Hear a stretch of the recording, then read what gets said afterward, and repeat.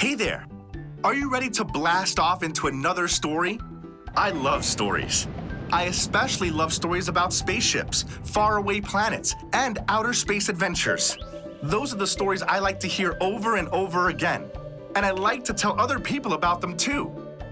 Well, this story is so amazing that I can't wait to tell you about it.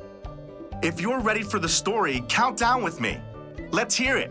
3, 2, 1, blast off! I am so excited to tell you this story today. Have you ever had a story you couldn't wait to tell?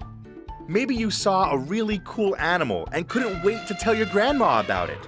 Or maybe you learned a new trick at the playground and wanted to show your dad or mom right away.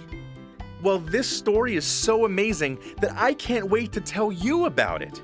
In the Bible, we can read about two guys, Peter and John, who were really excited about sharing a story too. It was the story of Jesus. They couldn't wait to tell others about how Jesus came to save the whole world and how he loves each and every one of us so much. They knew all about Jesus because they were Jesus' friends, and they couldn't wait to tell everyone about him.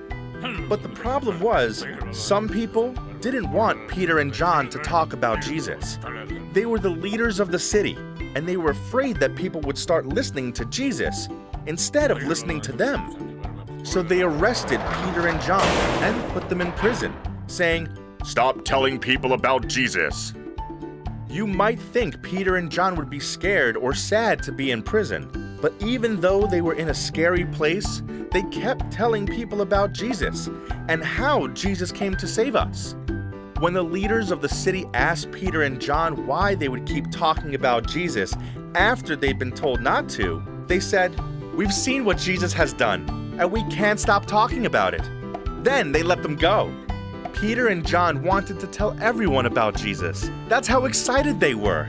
Just like Peter and John, we can share God's story too.